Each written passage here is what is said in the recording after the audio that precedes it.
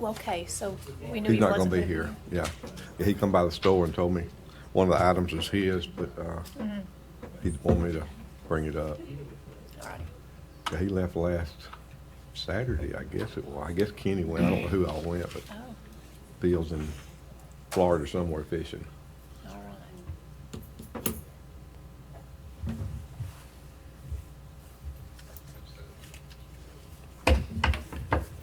I was under the impression that the railroad land went from storefront to storefront, but this. Goes from tracks to storefront, it looks like. Or at least, well, what we lease from them is that. I don't know what all they own, that's what we lease from them. If this place where we had all the bushes and stuff wasn't their property, I don't know. I think it is their wait a minute, property. yeah, it's on the wrong side of the tracks, Yeah, I think it is their property, we just, this is all that we lease from them.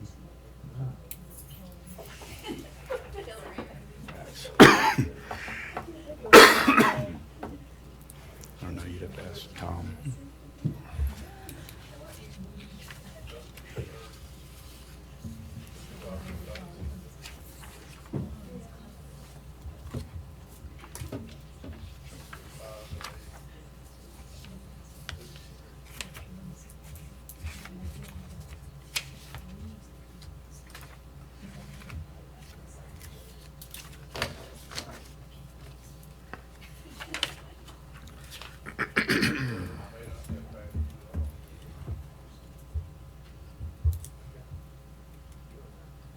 All right, it is 6:15. We'll call this meeting to order. Is everybody taking a chance to look over our minutes from our September 23rd meeting? If so, do I have a motion?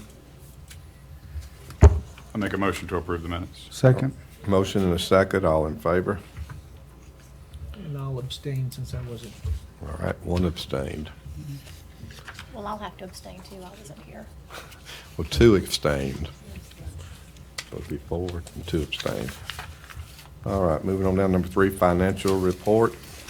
Yeah, not a whole lot to report. I mean, we had $11 of interest and got a check to Jerry for $2,500, which is outstanding as of the end of September. But taking that into account, there's $67,388 in the account.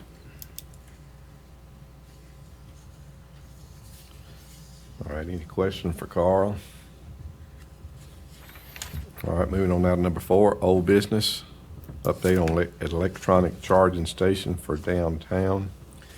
I don't have much to update on yet. I'm still reaching out to a couple of different agencies to try to see if there are any grant opportunities for that. So I'll come back to it. All right, I've read a few articles that said ecologically, they're worse than gas cars. Because the power plants have to burn fuel to provide the electricity, and then disposing of used batteries and stuff, those big batteries is a problem. So, are we gonna factor in any of that to the decision as whether we provide free charging for somebody? Yeah, I mean, all that's in consideration with it for sure. just information right now anyway. Yeah, absolutely. All right, move down to number 2, update on gateway sign. Is this yours, Janet? Yep. So, you guys know we have to get permission. Trying to get this started. I'm loud. As you know, we're working on getting permission from the individual owners of this property to get the gateway signs up. So I did talk to Tom Large, who owns the 412 Montgomery Street property, and he has a, let me read his email. He has a lease purchase agreement with the 2 owners that live in that house, and he has to get permission from them. He has not gotten a response. So until he gets in touch with them and gets permission, we're there. Did you talk to Dr. Burnett, Tom? Okay, so we're working on him. I have his paperwork for him to give us that sign. Oh. And then if anybody knows anybody at Westside Baptist Church that will actually answer the phone, that'd be great, because I can't get any kind of response there. Well, where's that one at? Yeah. Of Montgomery as well. Westside So- Baptist Church. If you guys know anybody, let me know. So that's kind of where we're at with those three. Okay, moving on to number 3, consideration of First Amendment to lease agreement with Norfolk Southern. Was this in your time? I can tell you about it. I wish Bill was here, because I think he's got the most history, but we were approached by Hickstown Brewery about improving the sidewalk in front of their place where a big chunk of concrete had been poured and there was no ADA accessibility from, I guess that's North Avenue or whatever, is right, isn't that? North right? Avenue. That's that intersection at North Avenue, yeah. And so we reached out to GDOT, well, first we got the engineering done, and then we reached out to GDOT and the railroad to have their blessing, because we needed permits from both of them, because that's GDOT land, GDOT road on Norfolk Southern land, and I don't know how all that works, but anyway. So in their infinite wisdom, the railroad has come back and said, well, what we need is for y'all to pay more. So we started out, I think, with about $6,000 a year that we were paying, and then it maybe was doing CPI increases or something, and so they've now raised it to 10. So we're going to be paying 10 grand going forward. But the way that the thing is written involves y'all some way. So when this thing got originally done, it wasn't just the city and the railroad. So I'll be bringing something to y'all, either, I don't know if it's through Stacy or through David. See, I've already signed something through. Okay, well, good, but I didn't know if y'all needed to do something and Ratify And bless his it or signature. do You something. signed the First Amendment to the lease agreement. Yeah, That's your signature there. with Jeff. so also. you're good with it? But I didn't know if the board was. Anyway, that's what I know. We don't have So much choice, do we? I didn't present it to council like there was a choice. I don't know what leverage I have with the railroad, but if I have some, I haven't found it yet. I don't suppose the railroad would be responsible for ADA compliance. I don't Is think that a they- fight that's too long to battle? I don't think they take any responsibility for the roads, the sidewalk, the railroad park. I mean, they don't care about the aesthetics of the line when they do maintenance, you know. I don't know if y'all remember, but when they did this is since I was been here, they did track maintenance, and when they do that, they pull out a bunch of old ties and replace them, and they just stack them places. So there was one big stack right in front of Olive Tree that sat for a long time, and we fussed, and they finally had somebody come get it, but there were like 5 or 6 of that, just in various places, wherever it works out for the maintenance guys to stack them, you know. Gravels that way, they tore up the stairs the last time, and they don't replace them or even say, oh, by the way, we tore up your stairs. I mean, you know, it's like they're in a little bubble and they operate and do whatever they want to and keep on going. So if you got any clout, but my guiding principle in this was talking to Mike Dugan early on when I got here. He was the head of the, I don't know, something, Transportation Committee or something in the Senate, and I asked him about how their working relationship, and he says, well, when we need something from GDOT, we tell GDOT what we want, because, you know, we control the money. When we want something from the railroad, we ask. So I thought, well, if that's what the state's doing, then little old Villa Rica is probably not telling anybody what to do up there, so that's been my guiding principle so far. Does that need a vote from us, Stacy? Okay. Sounds like it.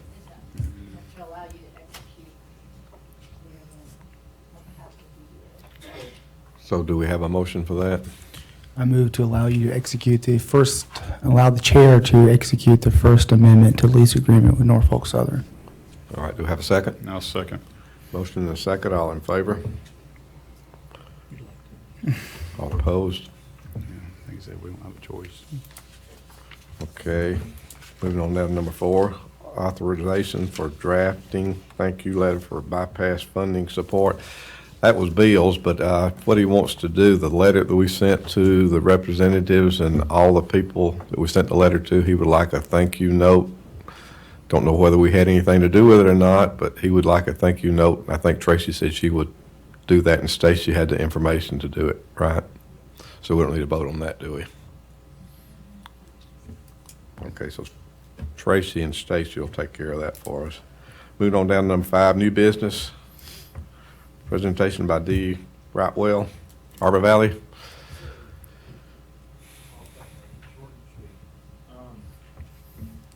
This isn't anything new. This is the property that y'all, the development that, I don't know if that's the right way or not, I'm sorry. It's all right. The development that you did the bonding, resolution for, reducing, excuse me, a few months back. This is just here to kind of do an update, and just kind of let you know what's kind of going on. And, so, if you look, there's a small little presentation. D, you want to use the mic? Oh, yeah. There's a little small presentation just on the left side. And then also on the right side is a survey that encompasses a lot, a site plan. And so those are kind of going to be the two pieces of information that would be real of interest to you. So after we first brought this to you and so forth, after discussing the area and certain aspects, we're going to try to see if we might be able to get more units over there and maybe a first and second phase scenario. So that's the only difference really to the scenario is we're going to try to maybe work it out to get more units in the second phase. The original 192 units really just hasn't changed from our original direction. The unit mix is changed a little bit and site plans changed. So that's really the update on the project, on the development that I wanted to bring up. But essentially, if we can do it, we would do a first phase.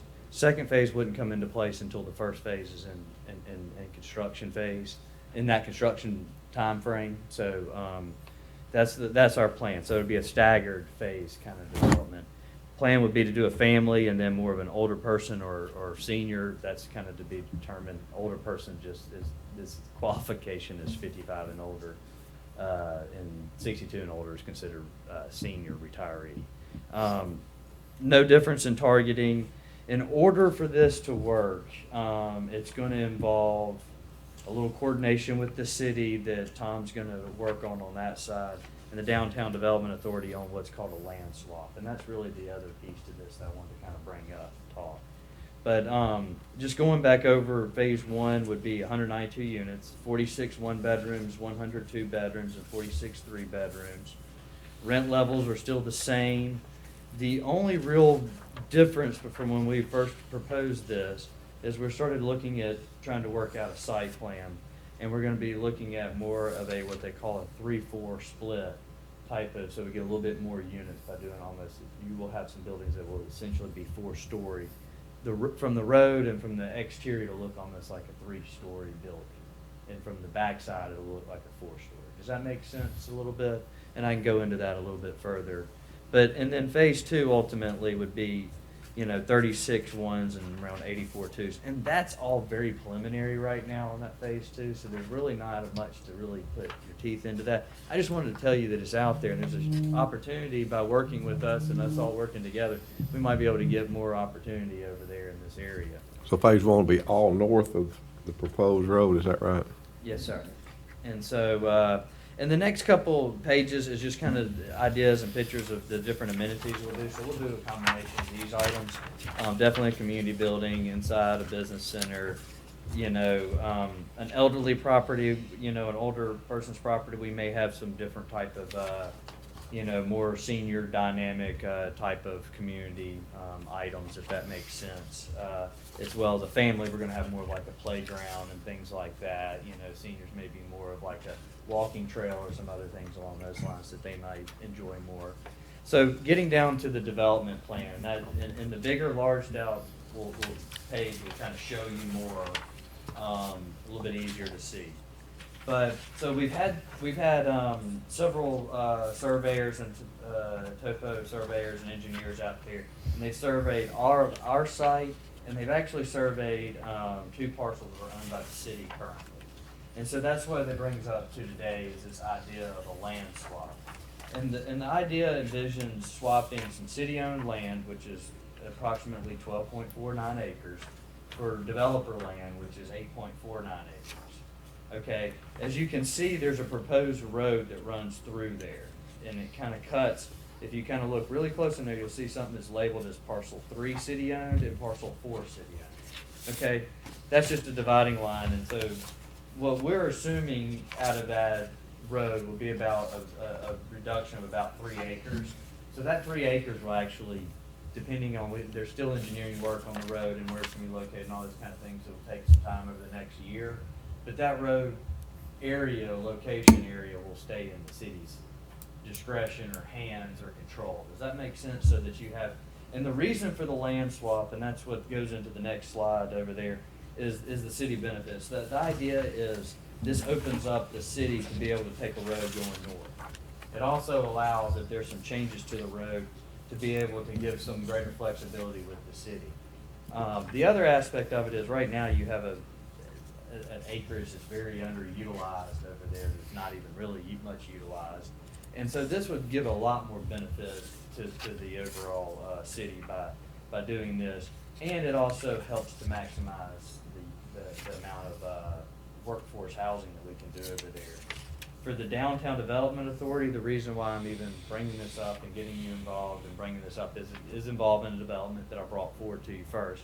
The second reason to that is, if we can do a second bond issuance with the second phase, that's additional issuance fees to your authority. So that's a positive in that regard by working to do that. And also for a city to be able to transfer ownership to a private developer or another entity outside the city, they have to go through a mechanism. A city can't enter in those kind of agreements. I don't want to get into the legalities of it. I just know that from what I've been told that that's not an option. But the city can transfer to an entity that has discretion that also is a city or is a city governed entity, which is the development authority. And that, so if they can transfer the ownership to the development authority, then we can enter into agreement to do that as land swaps that we were talking about. So I will swap essentially 8.5 acres for about 9 acres of city land. And then what that'll give you is 8.5 acres unrestricted ability to go north to where there's only one landowner north of you that you would have to work with in order to get a road all the way to the hospital. And that's just, that's just a benefit for down the road. Also, too, the road never happens, other things, the city changes their plans, stuff like that. You have a housing authority site over there. There's a good chance that they're going to probably relocate or redo something different. I know they have a lot of good plans going on with their things over there. So that might be even open up an option for the city to have a bigger expansion or growth or be involved with even more product and more development going on in the area. And lastly, it's some of the benefits is the TAD aspect. By doing this and getting more dollars and more revenue in the TAD, that comes back to helping y'all develop more of this area and so forth with that. So that's kind of the pieces that all come together. I just kind of thought I would mention a few things. As far as the first phase, we're still looking around a $40 million development. Equity, tax credit equity is going to be somewhere in around the $22 million range, and a debt piece of around 15.75 is what we're looking at, 750,000. Now the benefit to the city is we're estimating somewhere in the neighborhood of around $1 million in sewer tap fees and other benefits to the city. Benefits to the bond authority, DDA is bond issuance, and we're assuming probably all in it's going to be around $85,000. It should come to the to the development authority over the next couple of years with this first phase. So the second phase would be and new property taxes for the TAD, where I think the property taxes are around $3,000 right now. That would be a significant increase to around almost $185,000. It's kind of what we're estimating, but that's probably going to go up. That's just kind of on the short end. Phase 2, about $25 million, $13 million in equity. Another benefit impact fees again of about $775,000. Bond issuance we estimate around $71,000, probably somewhere in that neighborhood, could be a little bit more, and then new property taxes. So, if you look on the site plan, there's 4 parcels on this site plan that are indicated. Parcel 1 developer owned, parcel 2 developer owned, parcel 3 city owned, and parcel 4 city owned. So essentially what we're asking, or we'll, want to get your feedback on, your thoughts about, would be parceling. We'll take parcel 1, which is everything west or left of the creek, and then we would develop everything down to the proposed new road area. And then whatever's left after the new road's kind of finalized and those types of things, then we'll work within that leftover land to do the development for the second phase. So I'm estimating around 120 units. It could go up, it could go down, just depending on what it takes in order to do the road and those other things. So the new changes, or the change up with the site plan is due to topography, setback issues with the creeks, also just as it always happens, the creek decided to change, which also encroached on our property, which has changed things. So this is the kind of the design or a layout that we've come up with. The only alteration change to what you're seeing in front of you is that we've changed the entrance just a little bit to shift it outside the floodplain. Other than that, there's really not much of a change. But we would look to do a 4-story type of product, and like I said, when you drive along Cleghorn Anderson, it's gonna look like a 3-story from that side. But if you've driven out that area over there, if you haven't, just drive down the road, you'll notice that it drops off going back towards the creek. So if you can kind of see, we're gonna be designing along that line. So as you drive around, it'll look kind of aesthetically pleasing.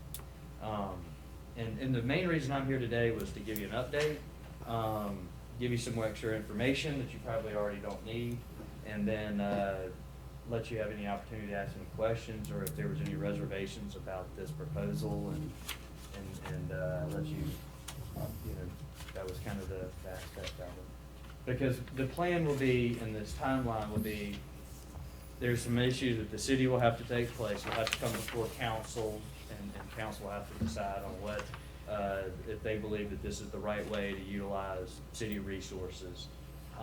Assuming those items move forward in that direction, they would approve to do, allow David to do a transfer to the Downtown Development Authority, as long as y'all are obviously supportive of that plan. So that's kind of really was here, is it's really gonna have to be, the city's gonna have to make the first decision, then it'll come to you for a final vote. But the main thing was here today, if there was any reservations of moving this forward, I figured it would be best to talk about it now before there's any other steps that we take, towards the city, et cetera, et cetera. So in order to start with phase 1, you've got to get the land swap, because part of phase 1 is owned by the city. That's right. Okay. And if we didn't, we could scale it back, work on both sides of the creek. The development would then theoretically would be significantly reduced because of the Yeah. topography, setbacks, and so forth. You would eliminate probably 50+ units. Yeah. No, this makes sense. It doesn't necessarily, from our end, as far as the bond issuance and those things, we still think that there's a viable operation, a viable development here. It would be, we run the numbers on it, we can make it work at that, but it's a significant reduction. And it definitely does not give the impact to the development of the area, which is what we're trying to kind of work that together at the same time. I mean, obviously, there's a benefit for us as the area improves if we're gonna do a development back here, but also, I think that's also a great benefit for the city to see development in this area. Stacy, this is new to us. Do you have any questions? I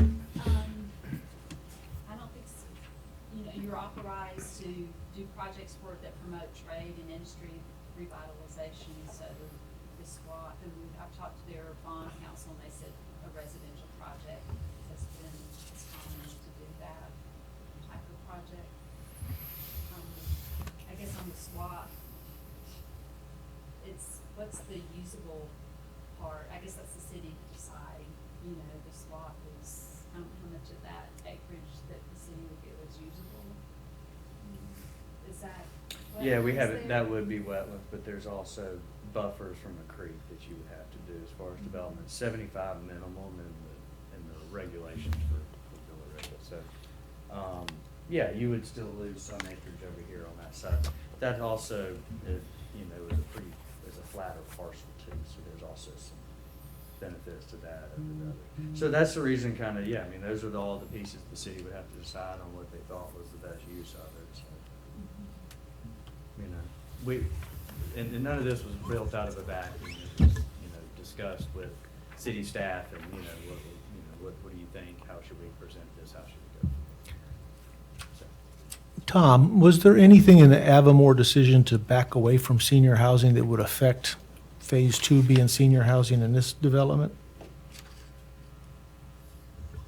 you talking about tax reduction because of being a city? I missed that council meeting, so. Oh, Any more questions? I'm not looking to have reduction. We're not estimating, we're not expecting that. We're not a nonprofit or expecting to build it as a nonprofit. So there would be a property tax we would assume on that property. I've done some other developments with seniors, and, Florida's the only one that I've seen where if you are nonprofit and you classify it underneath that, then you can get an abatement on the property taxes if you do senior. I don't know that that's an automatic anywhere else that I'm aware of. D, so these would be garden-style apartments, as they call them. Yes, sir. Have you considered maybe doing something maybe more dense than that? Well, we're trying to get it as dense as we possibly can. Mhm. That's the reason of the 4-story scenario. That's also a lot more commonplace as a 4-story. If Right. you notice, it's a double breezeway. It's a relatively pretty large building. We've looked at some other options of like, could you do almost like a horseshoe type with the central corridor or some things along those Mhm. lines. I think you've probably seen, and the topography is our limiting factor. The bigger the footprint we build on, it really gets difficult. Because see. if you kind of see, for example, I know it's very difficult. If you look at building 1, that's a lot longer building. Mhm. From that standpoint, that if you look up the 2 buildings along the road, they're they're not as long. And if you kind of see it, it's really the topography and the setbacks. It's, Yeah. there is some area with a detention pond in the back. Could we, if in the future, there's been some talk about doing some regional retention, but that's a long steps away.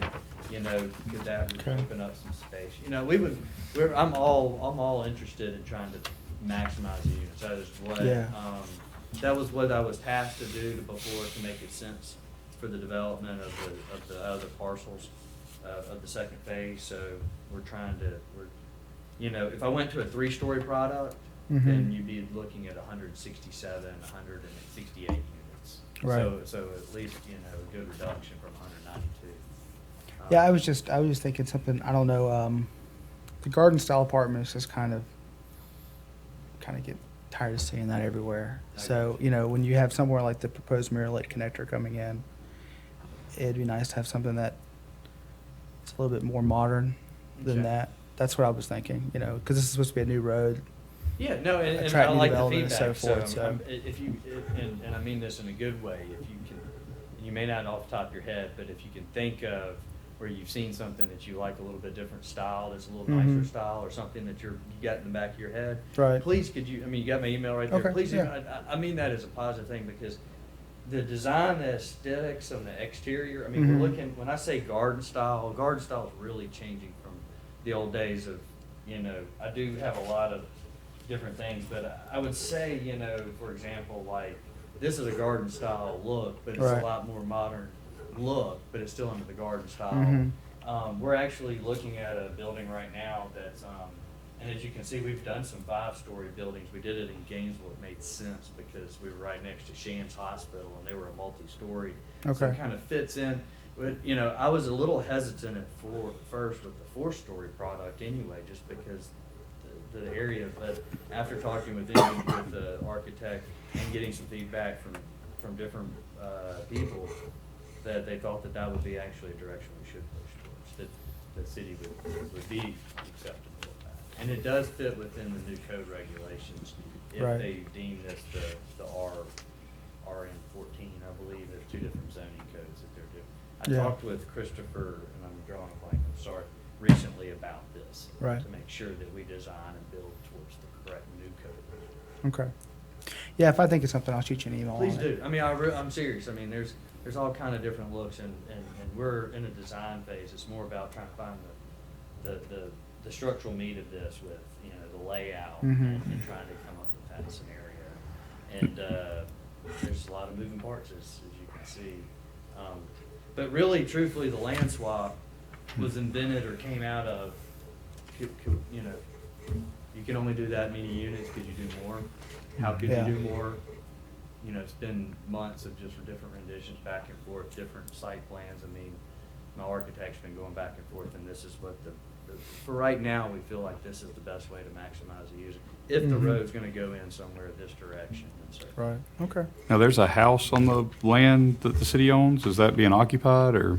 So there's two parcels, and I can't speak to them as best as probably Tom can, but one of them is a old Head Start building, that's dilapidated building that's been underutilized, not utilized. I believe the other one's a WIC building. Okay. And is a facility that's would essentially be on, it's not showing up on here, but essentially would be on the parcel 4 or the second phase. And so truthfully, the only one that would really need to be adjusted or taken into consideration, but if you kind of look, there's an outline of where the Head Start building is. Mm-hmm. You know, it's very much, it would be, we need to clear up and handle that during this part of the process. We have all kind of opportunities to work out the WIC building and so forth and their usage and so forth. But that's what Tom said he's looking into. Okay. Don't want to speak for you, I know. He just told me he's looking into all those two things. So you're looking to relocate them before we do the swap? We're trying to ensure that we have conditions to relocate. Okay. All right. Any more Sounds questions? good. Any more questions from D? And if y'all do come up with other questions or suggestions specifically, I mean, I'm being really serious. You got my email on there, you know, please let me know if there's something that's, you know, got any ideas or other things along those lines, things you, whatever that might be. You want to see some more examples of other things that we've done, et cetera, please just. So there's nothing we need to act on right now. It's just an No, I update. just, you know, I felt like if this was to come to you on a vote today, you know, obviously, you know, you haven't heard about it, so that's not what I mean. But if this was something that, you know, comes up that if you're gonna be against it, I would like to know about it now. There's no point in the city taking its process and time and resources to go any further if you're not in favor of this development. That's kind of really the reason I'm here today, is that there was a reservation and the city decided that this was something worthwhile, that if you were not looking to do this, then I would want to find that out now. And I'm pretty sure Tom and his staff would rather, they got plenty of other things to do, I'm assuming. All right. Because y'all are always a busy city, especially since I've been over here for the last three or so years. So. Mhm. Well, Thank you. Thank you for your time. If you need anything else, please let me know. Thank you, sir. All right, move on down to discussion regarding communication between city board committees and the city council. I think that's yours, Andy. Yeah, kind of question, I guess, of is there any communication between us? And from what I've seen in the few months being here, it's almost like every committee or board does their meeting, and then that information doesn't always get shared externally, I guess. So I guess the West Wilson would be the most prevalent thing for me with the properties on the corner where we're looking at potential for the parking lot there. I've heard council talk about it. I've heard Mayor Reese talk about it. We've talked about it. But are we all acting individually on that, or can we all come together on that and just as that one example, and are we communicating in that matter? But Matthew might can help us out there. Yeah, I wish I could. I think there's some common, I don't know if people are acting individually or if they're acting as kind of in conjunction with each other. My impression was that they were acting individually, but also maybe in conjunction. But that doesn't, in recent weeks, it looks like in that particular project, I don't know, it seems like it's more acting individually than I thought. So I wish I had realized that, then maybe I would have been more vocal if I had known that then. So sometimes it just comes down to make assumptions about stuff that probably maybe there's no, you just assume that folks are talking if they're all on the same page, but they're not. So I know the Main Street Board via Janet, who's here for Downtown Development Authority, does hear about what's going on in Downtown Development Authority, especially since the TAD has been voted to be downtown area. So we've heard a little bit, but not everything. Yeah, and I mean, I don't expect a full debriefing at every single entity, but I mean, just in general, like I said, towards that project, I mean, we have at least 3 different entities that are interested in that, and nothing has still happened with that. So could we work together in different aspects? And I know at council meetings, different people get up and present things that are going on. I'm not volunteering for that by any means, but you know, could we all work together better in any of our duties and do better for the city? I think we all could work together better. I don't think there's ever an occasion in which you can't. So, And how do we do that? yeah. And I mean, like I said, more of a question than anything, but Well, I will say, one thing I try to do as a councilman is I do try to go to meetings like this when I'm not, even if I'm not on the board. Like, for instance, I try to go to P&Z meetings especially to keep up so I know more about projects prior to their presentation to the council. So, I mean, I think, you know, it kind of works both ways, having some board members present at council meetings, but also have council members come to different board meetings. So that might be something to talk about on the council that I could probably bring up, so. Well, thank you for your help, Matthew. You're welcome. Do what I can do. All right, moving on down to number 3, approval of insurance payment for 2019-20. Tracy, do you want to take this one? Yes. As you all recall, we went back and forth. Tracy, Tom said to get to the, As you recall, we have been working on trying to figure out why payment to this insurance company didn't get received, and for several months it's gone back and forth. Finally got it paid off, went to the right place. Now they came back and said, well, it's actually for 2018 and not for 2019. So they never billed us, or if they did bill us, we didn't get the invoice. Looked back through the records, no, we had not paid for that. So anyway, to keep us current and keep going, we just paid them for 2018. Now they sent us an invoice for 2019. So this is for the liability insurance for 2019 to August of 2020. Just so you guys know, that went to Director of Parks and Recreation first. oh, it went to them first then. So, That makes sense. so we didn't ever receive it then. Even though it's addressed to Villa Rica Downtown Development Authority. You see what we're talking about when you say communication issues? So we need a motion to approve that amount, Tracy, is that what we need? Yes, sir. All right. And the amount was how much? $1,520. I move that we approve the payment amount of $1,520 for the payment of the insurance to, I believe it's Willis Towers Watson. Okay, motion to have a second? Yeah, I'll second. Motion and a second, all in favor? And Stacy, is there another insurance company that we might could look into? You might want to bid it out. Tom said to stand up. We don't bad about him getting up, I so. think there's some local providers that we could bid it out again. I think we started out with this through GERMA was the recommendation, but we could, before we renew it again in August, we probably would want to check pricing again. That Okay. may be a little bit high. Okay.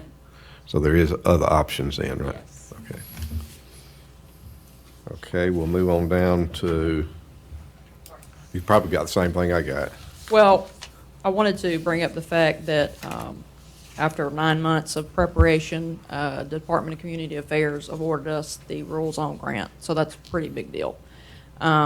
There's a lot of tax credits involved, investment credits, rehabilitation credits that are worth quite a bit of money for us over the next 5 years, and will help clean up some blight in downtown in specific areas, so we're pretty excited about that. Ron Johnson, who's our planning and zoning specialist, did the majority of the workload, and so Tom and myself and Ron went to the DCA Fall Conference 2 weeks ago and received that from the Christopher Nunn, who's the commissioner for the DCA, so that's a big deal for us. And I did want to mention, I sent you guys an email today just so everybody knows that Bill Taylor's term expires 10/31, so however you guys want to do that, vote on that. That probably needs to be discussed. I think that's the only one up for this year. That for was my next 2020. item on the agenda. Yes. So Bill's not here. Has the city, Defend has the themselves. city council made any comments about renewals or preferences about, I know one clerk- council member wanted to see all the applications and. Sure. Well, so the city clerk sent me a reminder, and she typically does when we have expiring terms coming up, so I told her I would bring it up at this meeting. So you guys can discuss how you'd like or proceed how you would like. So there's nobody application that's out right now? Just, I guess, the ones that you guys received previously. We haven't posted or published for new applications, because this is the first I've heard that his term expires. That's the first I heard Right. was today. I just don't know how the council feels about automatically. They, well, Yeah, it's not automatic. Yeah. They start with your recommendation. So do we want to wait until we have do we want to wait till the next meeting to make a recommendation after we've advertised this position to be open, or? It's 31st, but there's no DDA law that says they're going to knock us off for not having a member, right? Yeah. Right. Yeah. I'd say, yeah. Okay. Do we need a motion for that then? So want to make that motion? We have to have a second to I'm- advertise it. I move that we advertise for applications to the DDA as a potential replacement for Bill Taylor. And we'll also encourage Bill to make his own application. Yeah. How long is it for, Janet? 3? 2 years. How long the advertising period, Tom, or how long? Yeah, how long do we have to? Well, I mean, our next meeting is scheduled the Monday, Thanksgiving week, so I think that's the 25th of November. And we have a council meeting the next day. So, Are there certain rules about how long we have to advertise it, or, all right? So say we need to get it in do before we our want next to try to do it meeting? before the first council meeting of November, though? Yeah. Or before our next meeting, we should have the applications in, so that we can review them. Yeah, okay. Yeah, you're gonna have a bad December schedule too. Yeah. We only have one city council meeting in December, The thing about them. Yeah. Yeah, if I'm following holiday, Yep. so we might have to, His term does, I mean, he still stays in office until a successor is elected, so you have, if you want to take a little more time. did you get that motion, Tracy? To advertise for DEA as a potential replacement for Bill Taylor, to review at the next meeting. And Bill can put his application in also, right? So we need to have a deadline of, like, the Friday before that, or however long you need to get them all together and send them to us. So the Thursday before the meeting, or, Can do that. Or Janet will have a copy of them, won't you? yeah. They actually go to the city clerk, but we certainly can help advertise it. Okay, we had a motion and a second. All in favor? Did you get everything? All right. All Did in he say, fa- did somebody second it? I Didn't know I? you made it. No. I made it, but. He originally made it, then he came in and made it. Well, I didn't really make it, because I'm going to have to abstain from this one, I think, since it'll come for council ultimately, so. All right. So then you have a motion on the floor. All right, and I'll second the motion. And we had a deadline for that then, the Yeah, I Friday think- before our next meeting? Or the Thursday Thursday before. Third, fourth, okay. Thursday before our next meeting, whatever date that is. All right, motion and a second. All in favor? And Matthew abstained, right? Yes, sir. Okay. Moving on now to number 6, public comment. I guess I'm here for public comment. All right.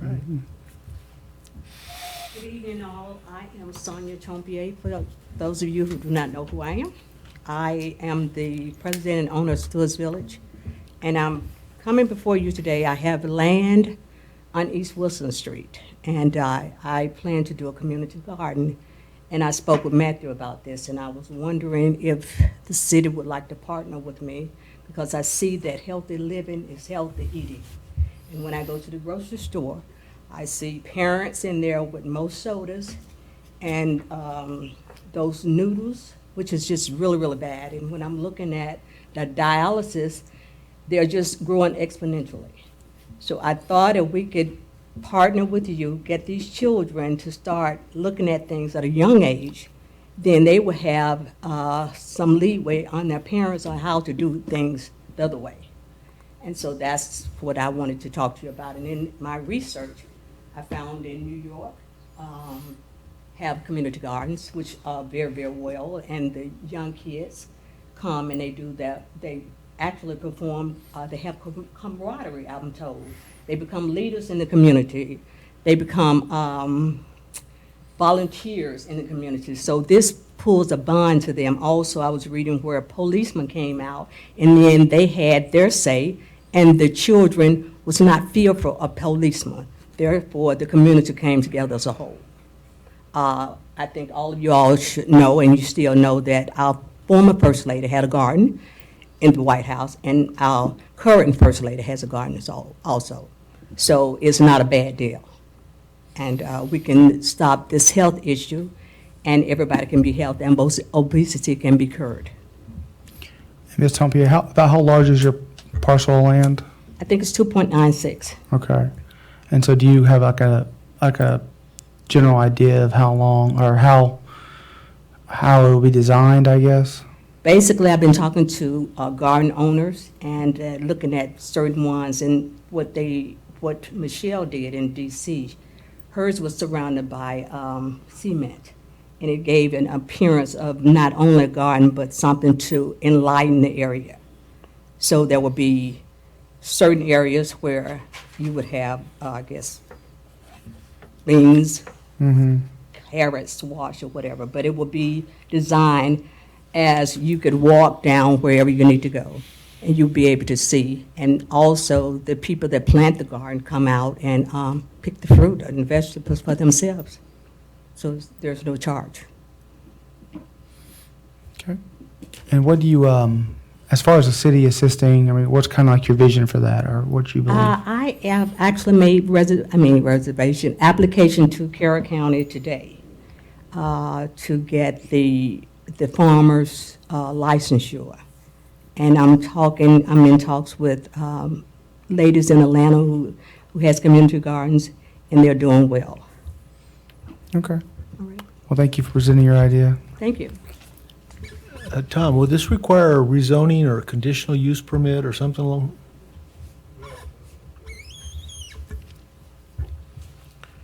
Or any more public comment? Items for future agenda? Executive session? Have motion to adjourn? Wait, do we have an executive session? What? Did we have an executive session? Because I noticed it was on there. It's just on there at every meeting. It's always on there in case somebody has something. Well, since Bill's not here, then we'll skip it. Okay, do I have a motion to adjourn then? So moved. All in favor? All right, we'll call CVD meeting to order. Has everybody taken a chance to look over our minutes from our September 23rd meeting? If so, they have a motion. I'll make a motion to approve the minutes. We got a motion to have a second. Second. Motion and second, all in favor? All abstained? All right, you get that, Tracy? All right, financial report? All right. We got it in front of us here, I think. Yeah, I gave everybody the budget versus actual so far this year through the end of September. So we've got from January through the end of September. And we are a little behind budget in revenues, but we are more than ahead of budget in expenses to make up for that. So overall, we are ahead of budget by about almost $11,000. You see all the numbers there in front of you, so I don't know if you have any questions about anything. But no, that's it. started to say something else, and I decided not to. Any questions from Carl? All right, moving down to number 4. old Oh, bus- and the bank, I'm sorry, the funds available right now, as of today, about 47,000. The money's still coming in pretty good. Yeah, I mean, it's pretty steady. You know, we projected 12,000, about 12,000 a month, and it's coming in just a little less than that, so. Yep. All right, moving on down to number 4, old business. New business, consideration of revision to tourism brochure.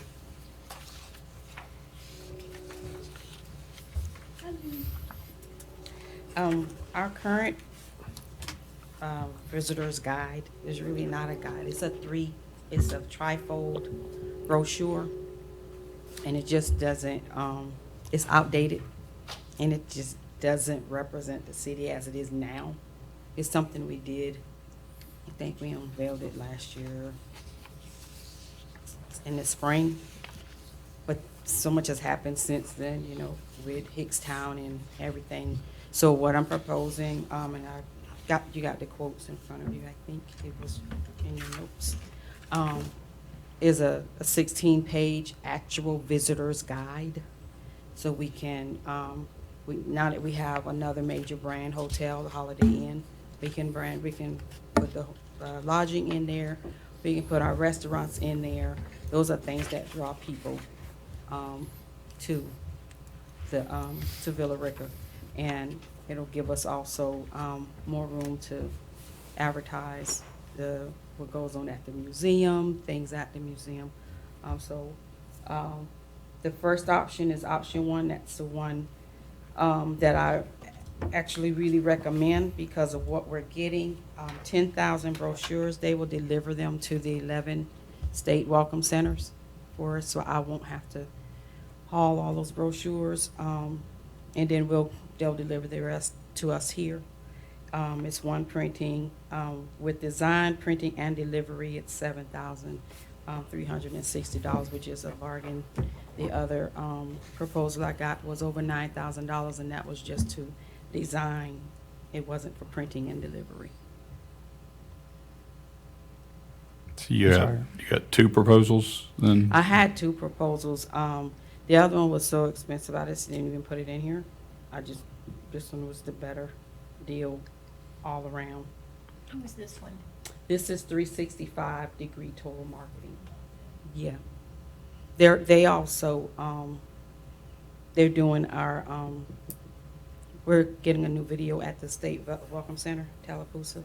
So they're revising that. We had Diego Silva do the filming, and they did the voiceover, and it was just awesome. So I'm looking forward to seeing that, because all that was outdated. Everything's just been so outdated. So I'm trying to get us, you know, to continue to grow with the city is growing, you know. So just trying to get us up to date. I'm excited that we have enough information for Villa Rica that it would require 16 panels. Right. We have a lot of restaurants now that everybody's doing well. Our shops, we have more shops downtown now. I mean, our downtown is looking good. It's looking good, so I want to do whatever I can to get people here. So how many panels is our current one? It's just a trifold. Just a trifold? So it doesn't even have, and this one will also have a map in it. I see that. Right. It doesn't have a So map, this- it's just like more So this is pictures. actually like a booklet, like it says Staples, so. Right, it's a Okay. booklet. Okay. It's still gonna be 4x9, the length Right. of the trifold, but it's gonna be 16 pages. Okay. And so I don't understand the 5,000 brochures, 5,000 reprint. What is, because you got the initial for the 10,000, so what's that for? Oh, if I needed if we needed to reprint, Okay. like, you know, that's what it would be. So Okay. if we went with option 2 and we ordered, if you see, it'd be $6,000 just for 5,000 Right, for design, printing, and delivery. right. It's better to go ahead and do 10,000, get them to deliver it, print it, deliver it, because they're heavy. Right. So when I'm hauling, Yeah. and it gets us in the state centers that we're not in yet. We're not in St. Mary's. We're not in Valdosta. Right. So it gets us in the state centers, Yeah, centers so- off of 95. I totally see the difference between, I guess, the 12 panel and the 16 panel, but I guess, oh, I see. So this would be the price if we only did 5,000. Right. Mhm. I see that now. Mhm. Okay, that makes sense. Okay. I was about to tell you that, but I was waiting for you to get there. I was Takes a minute sometimes, right? I was comparing the top paragraph and the second paragraph, and then I realized it's a 12 panel versus 16 panel So is comparison. it pretty easy to go through 10,000 in 1 year's time? Yeah. Last year, we did 7,500 in April, and I had to reprint in the fall. Mhm. So that's how much they're going through them. Because we may grow even more Mm-hmm. next year, which means it would need to be revised again. Right. How often do these kind of brochures get revised? Is there an average for Um, cities? Most cities are revising their brochures every year. That's what I've been finding. Woodstock, Marietta, Sandy Springs, Dunwoody, they've all been revising on a yearly basis. Yeah. Mhm. Even some of the smaller cities that have a better budget, say, than a Carrollton or a Villa Rica, they've been revising every year. And while this wouldn't be in the budget, right now, we're about $11,000 ahead of budget. So we would have the money to do it. Is it too mercenary to ask the restaurants and stuff to help defray some costs? That's what I was about to ask, if you could sell ads. If to I was it. about to say, I thought about, like maybe selling some ads for that, like- because I really want to do, in the future, a restaurant guide for Villa Rica, and that's where I was gonna really kind of hit them up for advertisement, because I want to do a restaurant guide to put in the hotels, so that I was gonna hit them up for that eventually. But, we could get a couple of them to have an advertisement in there. I don't think it would hurt at all. So I'd be happy to look into that. We have this one particular restaurant. They have like a Georgia 100. Hmm? They have a Georgia 100 food dishes. They could really push an advertisement with Oh, that. yeah, the ones, and then in the Georgia Eats, Yeah. I'm sure they'll do something. So Sharon, are you looking for a motion to approve? Yes, the 7360. Carl said we didn't have it in the budget. It's not in the, I mean, we have the money, it's not in the budget, but we are 11,000 ahead of budget right now. So having the money is not an issue, and plus we have excess from last year too, so. And I did this based on a 2020 budget and us being on this, on the same calendar with the city, so. Okay. Do we have a motion then? Move to approve the 10,000 tourism brochures for $7,360. All right, got a motion. Do we have a second? I'll second. Motion and a second. All in favor? But I don't know. Is this going to go before council? Probably not. No. Okay. Okay. Thank you. You get that, Tracy? You get that vote? Yes. I think it's unanimous. I think. Okay, moving on down to number 6, public comment. Oh, we got somebody want to speak back here.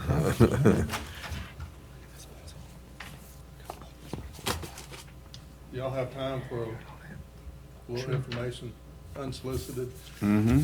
So, I got here in July 10th of 17. And at that time, Pine Mountain was in recreation organizationally. And during that first year, Chris came to me and said, I've been talking to Wesley and he and I really click, and I'd like for you to move Pine Mountain under, my shop, which at that time was Janet and Sharon and Chris working together. So I think we barely did that, right? And then Chris up and left, right, just like immediately after that.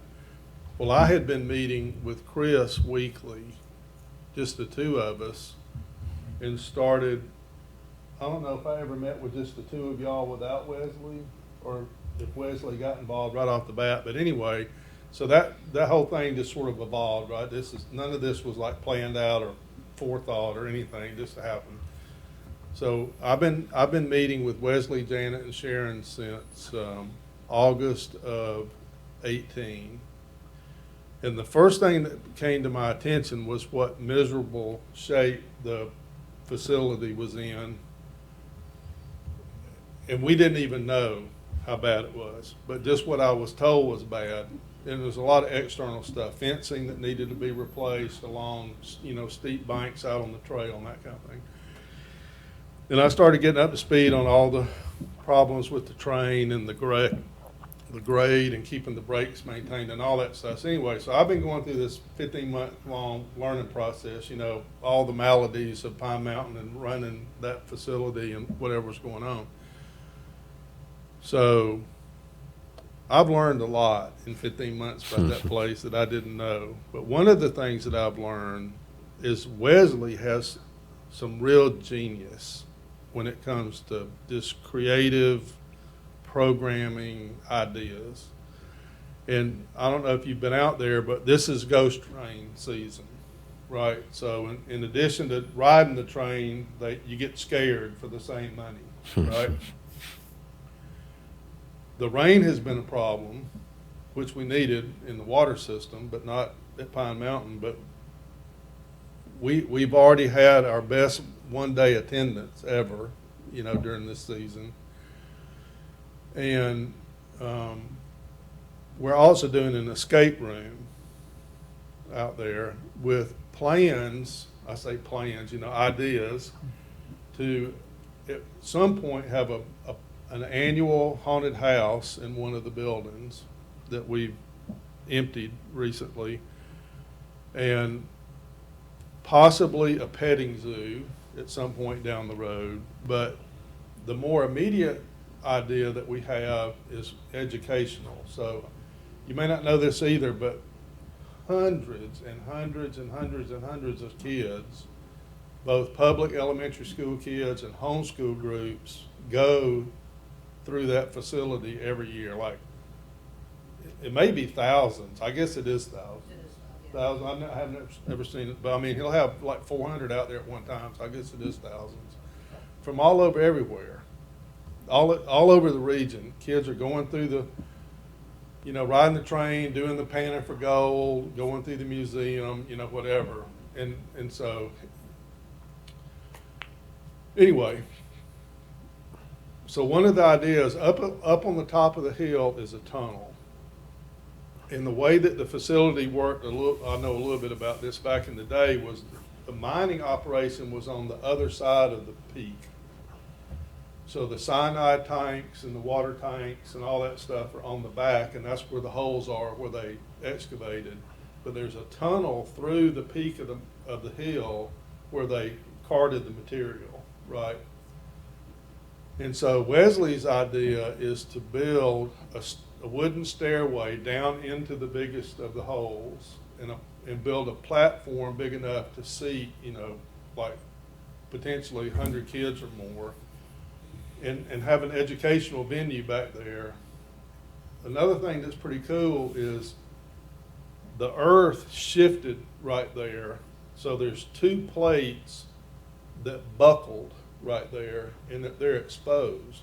So you can actually see two, whatever you call that, layers of Tectonic plate? rock plate that have actually peaked just beyond the entrance or exit of this tunnel. So we're talking about building like a mine shaft-ish looking kind of structure on each end of the tunnel and excavating it till, so that it's safe, and maybe even putting some timbers in it to make it look like an old shaft, and you would walk through that to get back to this thing, and then the area where we could seat the kids. So that's sort of where his head's at. And I don't know about y'all, but I think that's all totally cool and unique, right?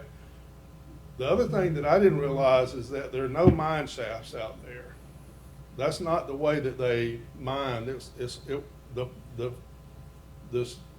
structures that are out, I say structures, the ruins, the whatever, are just holes in the ground, right? And most of them are small, but there's one large one that we could build in that's probably, what, you say the size of this room maybe? So that's sort of that's where his head's at, that's where he's headed. Another thing that I've learned, and I've never had this experience because I've never worked in a city that had, Stockmore Park and all that, is we have a person on staff who is selling the city, and that's Sharon. I've never been in a city that had a salesperson, right? And y'all may think that's like the normalest thing in the whole world, but I can tell you that cities do economic development, but they don't do sales. So they're trying to get businesses to move in, but they're not trying to get people to come here from outside the city to do whatever, go to concerts or Pine Mountain or eat here or whatever. But there is momentum building that you don't see.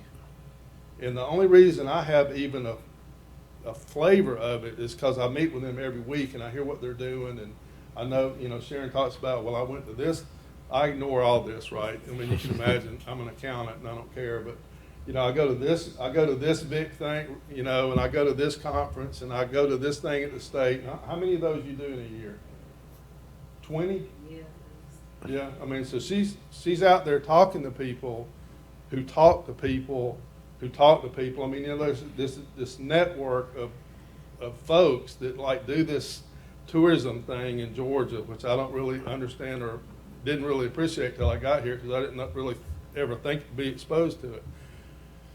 But I say all that to say that there's Billerica is on the map in a way that no city I've ever worked with is, because of that effort right there. How long you been here? 3 years, right? So you got that? Does that help some what's going on there? So we got this momentum building. You've got this unusually healthy downtown, which to me doesn't make sense. So too many healthy restaurants at one time for our population, which makes me conclude that it's regional, that somehow we've become a regional dining destination, and people are coming here from Douglas County and Paulding County and Carroll County because I don't see how else you explain the number of restaurants that are doing well all at the same time, except that, because even if everybody in Mirror Lake were eating downtown, I still don't think that does the volume of what we're seeing. So you've got that going on, and now the shop part of it seems to be maybe getting a little better, right? Because when I got here, nobody really talked about the shops. It was all about the restaurants. And now I'm sort of starting to hear more of both of them, right? So that's all cool to me, right? Then we did the hotel motel thing right before I got here. I think that started the August that I got here, right? Maybe the month after I got here. So we're doing this 8%, which now you're talking about every meeting, pretty healthy. And we did that audit starting in January of 18, which bumped the money like a third or something. Oh, yeah. Mm-hmm. That was significant. So people are paying, the hotels are paying. So now, it's like, well, what's next? So one thing we're talking about is Wick's Tavern, what to do with it. The group that was meeting in there is sort of in flux because the owner of the facility has passed away. And so there's, some conversation going on about what the future of that building is. Well, not only does that building exist, and it's, the oldest commercial building in Carroll County and all that, but there is a structure behind it that must be, I don't know, is it 2,000 square feet maybe? Or a little larger. Has a kitchen area, and it was a meeting space. And I don't know what you know about our rec program, but we rent all the rec buildings in Villa Rica all the time. There's stuff going on Friday nights and on Saturday nights and on Sundays and during the week, and classes and dances and just all kinds of stuff. So another building is not bad with all that. So we may at some point in the future have a facility where we could do a Villa Rica history kind of museum thing, which would have two benefits. One, it would give us another touristy kind of destination. But secondly, it would give us a place to move some of the non-Gold Museum stuff out of the Gold Museum, right? To enlarge the Gold Museum part of the Gold Museum, you know, to really use that whole facility as a museum of the whole gold thing. And then do a whole nother set of things, which would just give Wesley like a whole nother crazy platform to go dream up ideas and do programming in, right? And we get an event facility in the back. So that's cooking. All right, then we got the Dorsey Museum or whatever, right? So you got the Dorsey Foundation, which is sort of rooted in Mount Prospect Church, that, from what I can tell, only does the festival, right? So every June they have this festival, and it's 25 years old. They just had their 25th this summer, and they want to do like something, right? So first we were talking about a museum, and I kept saying, well, this is about music, so to me it's a listening room or a kiosk with speakers or something, but I mean, it's not artifacts. It's not like Pine Mountain where it's just glass display cases. You know, this is more something you listen to. So I never could quite reconcile that with what I was hearing, but then they started talking about a performing arts facility, basically a theater or concert hall, which, you know, it's sort of moving in what to me seems like a logical direction, but, you know, so how do we get from today to any of that? Well, maybe we can do something for Thomas Dorsey in this original idea of Wicks and Villa Rica history, because that is, you know, part of the history. And then we see if there's any takers. You know, like, does that do something? The people from all over, everywhere, because I wasn't one of these, know about Thomas Dorsey. Like, I came here 2 years ago, I'd never heard of the guy, right? So, I mean, is he a draw? Is he a regional draw? He would be more than a region. He's a national draw, but a limited national draw, right? Well, just like the folks from the band Yeah. Okay, so anyway, but I think we need to put our toe in the water with Thomas Dorsey some way, because somebody's got to show me that there are folks out there that are going to pay to come here, right? Exclusively used for performance. The student tour market has always been for performance. Well, I guess. So So my I know, experience. my with that- granddaughter had to go to Carrollton Performing Arts Center for, Yeah, my experience with convention centers and theaters and all of that, even the amphitheater, is all pretty negative from mine and Carl's perspective. You know, this is a service to the community. It is not a moneymaker. It is not So even. you just mean from a money perspective? From an economic standpoint, you know, whatever we're talking about doing is going to be a money pit potentially, which is Pine Mountain, right? I mean, you know, it's not like we're supplementing the general fund out of Pine Mountain. It's the other way, you know. I mean, we're putting money in it to service, you know, to provide something for the region and the community. So anyway, that's sort of where I am in my evolution of figuring out what in the world's going on. Now, the bad news up there is we didn't maintain that facility well, and we let some things go on that we shouldn't have, and we had an employee there who was a hoarder. And so we have been, I would say since April or so, carting off literally tens of trailer loads of junk. Like, I don't know if you knew this, but back in the woods behind the hill, what was a private little mining operation that was created back in the 90s that has sat fallow in the woods. Is that cool or what? I mean, like fiberglass things and water pull from a well on another property and this, I mean, you know, like he was panning back there in the woods, you know. I don't know what that got for him, but anyway, so we've gotten rid of all that junk. We've gotten rid of just literally tons of stuff. We've gotten rid of almost all the animals. So almost all that live animal thing is gone, because what happened was it would either be quiet or negative. Quiet or negative.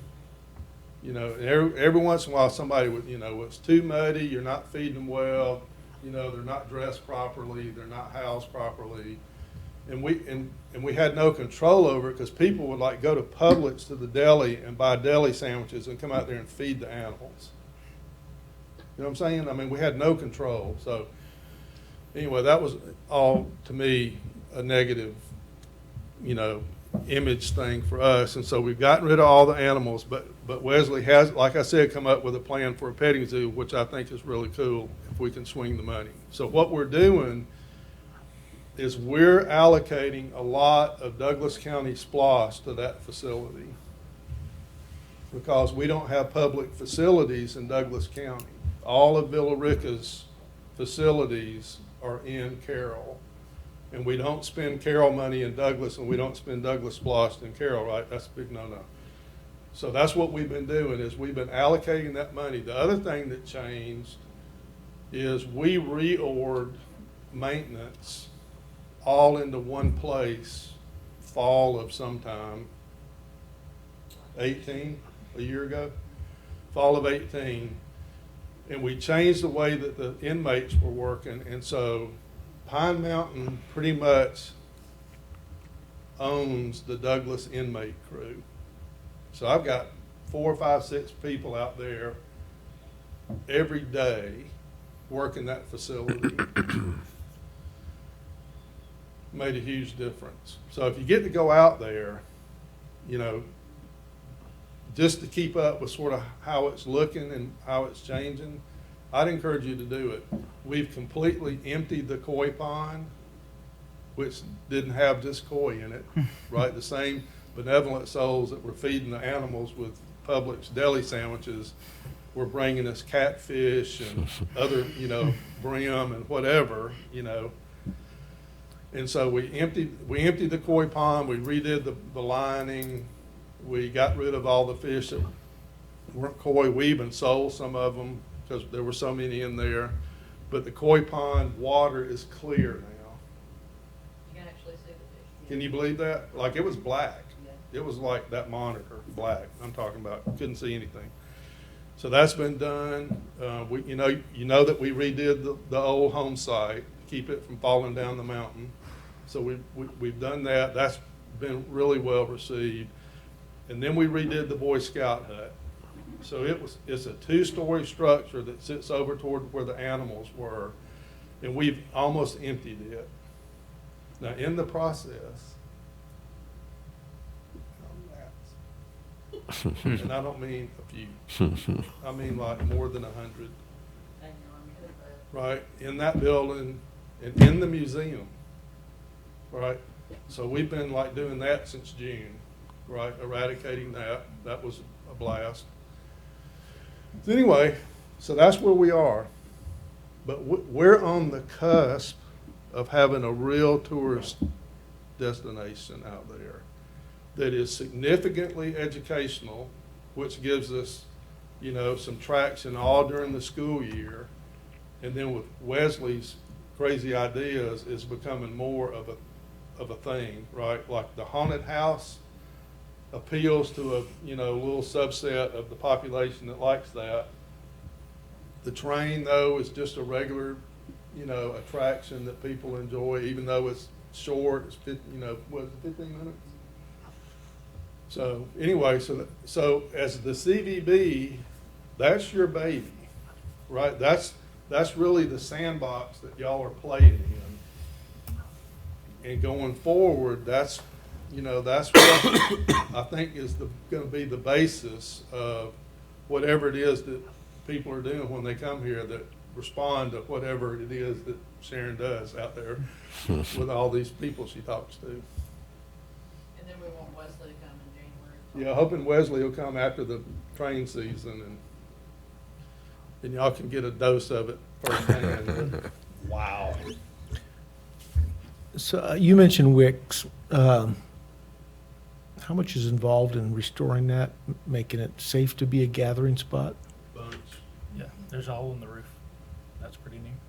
yeah, just bunch. Squirrels. You got squirrels in the back building for sure, because they've eaten through the sheetrock Yeah, ceiling. they're playing in the air conditioning. Yeah, it's gonna be, but it'd be cheaper than building a building down there. And you've got a parking lot next door that's not used in the evening. So using it for a public meeting space at night should work pretty good. So what's the sequence of events on the property acquisition? I've got to have another conversation. We've talked, I've toured it a couple times. We've had it appraised and all that kind of stuff, so.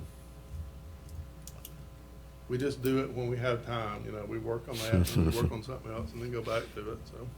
Nothing gets anybody's focus for very long, as you can imagine.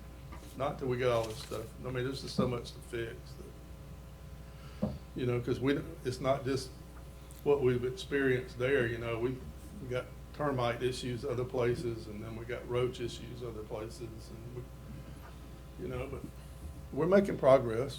We got a heck of a problem list, I don't know if you can tell too. Can you tell that the fleet's better?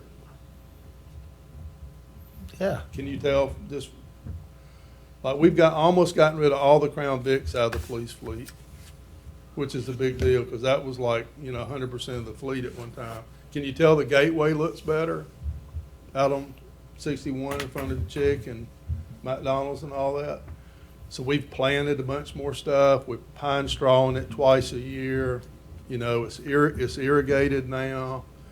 Those things eventually will add up, Another thing that we're looking at, I don't know if y'all have ever done this, but we're looking at doing a composting facility. We estimate that we pick up 36,000 bags of leaves a year. And we take all the small vegetation that we pick up and chip it. And we have sludge from the two sewer plants.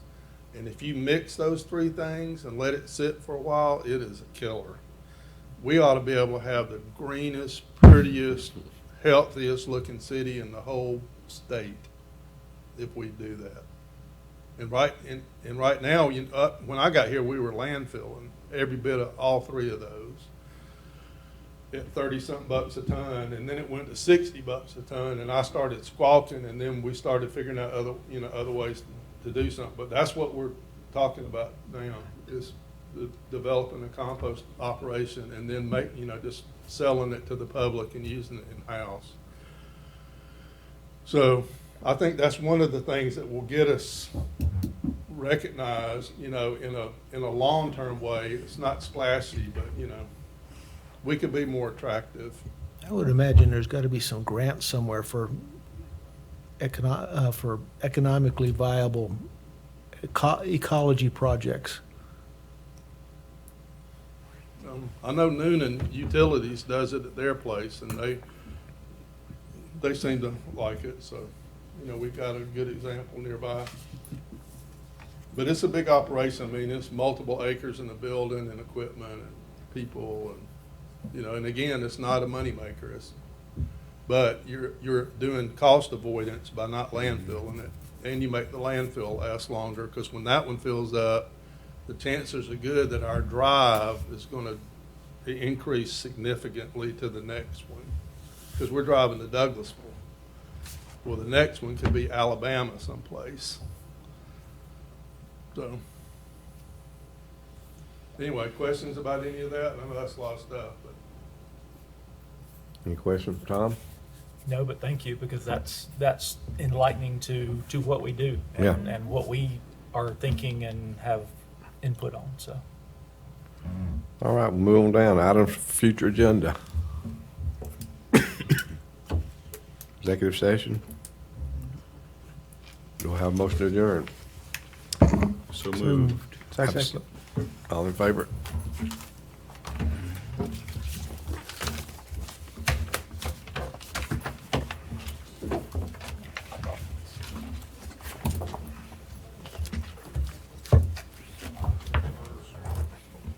Yeah, you want the rest of these?